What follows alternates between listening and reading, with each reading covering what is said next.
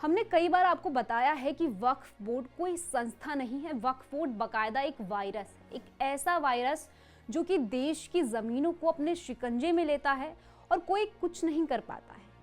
एक बार फिर वक्फ बोर्ड ने ऐसा ही किया है। महाराष्ट्र में वक्फ बोर्ड ने एक झटके में 300 एकड़ जमीन पर अपना दावा ठोका है और वहां के 103 किसानों को तुरंत नोटिस भेज दिया गया है। बताएंगे आपको ये पूरी खबर क्या है, लेकिन उससे पहले आयुन भारत को सब्सक्राइब कर लीजिए। स्वागत है आपका, मेरा नाम तान्या अधिकारी है। दरअसल महाराष्ट्र के लातूर में 100 से ज्यादा किसानों का दावा है कि वक्फ बोर्ड उनकी उस जमीन को हड़पने की कोशिश कर रहा है जिस पर वो कई पीढ़ियों से खेती कर रहे हैं।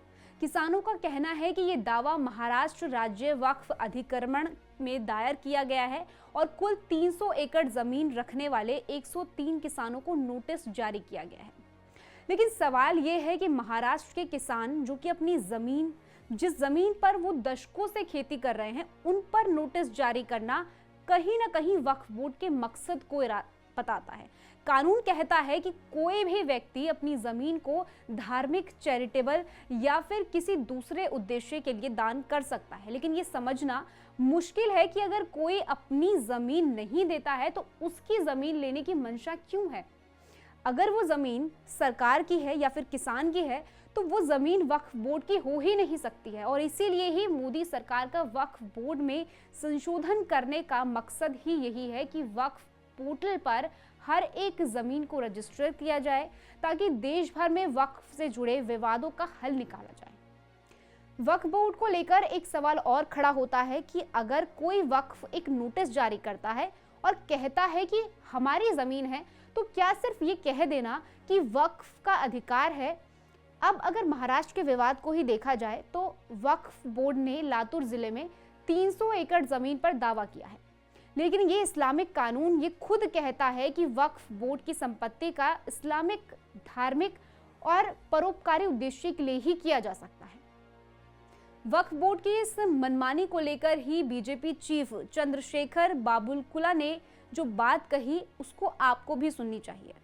दरअसल बीजेपी चीफ ने कहा कि बहुत सारी संपत्तियां हिंदू देवी देवताओं, हिंदू ट्रस्ट और किसानों की है, लेकिन वक्फ बोर्ड ने जबरन उन पर अतिक्रमण करके अपने नाम पर रजिस्टर करा लिया है। उन्होंने कहा इसका दोबारा से डिजिटलाइजेशन होना चाहिए, साफ सुथरा रिकॉर्ड होना चाहिए। लेकिन वक्फ एक्ट है क्या जिस पर यह पूरा विवाद मचा हुआ है? दरअसल वक्फ एक्ट मुस्लिम समुदाय की संपत्तियों और धार्मिक संस्थानों के प्रबंधन और नियमन के लिए बनाया गया कानून है।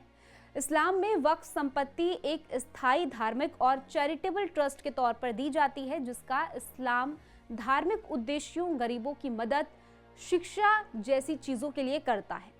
वक्फ संपत्तियों का प्रबंधन करने के लिए हर राज्य में एक वक्फ बोर्ड का गठन किया गया है।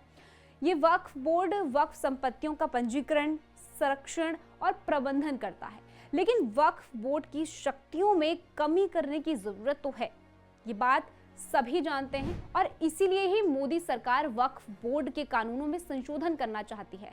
आज देश की मांग है कि वक्फ बोर्ड की किसी भी संपत्ति को अपना कहने की दादागिरी को रोका जाए और आखिर वक्फ बोर्ड पर लगाम लगाई क्यों ना जाए। आप एयरपोर्ट पर दावा करते हैं, आप संसद भवन पर दावा कर देते हैं, आप मंदिरों की जमीनों पर अपना दावा कर देते हैं, तो क्या वो संपत्ति आपकी हो जाएगी? इस देश में कानून नाम की चीज है और ये देश संविधान से चलता है। मोदी सरकार बस इसी चीज पर लगाम लगाने की तैयारी में है और इस वक्त समय की मांग यही कहती है। खबर को लेकर आपकी क्या कुछ राय है, कमेंट सेक्शन में हमें जरूर बताइएगा। बाकी देश और दुनिया की ऐसी खबरों के लिए आप देखते रहिए आयुन भारत।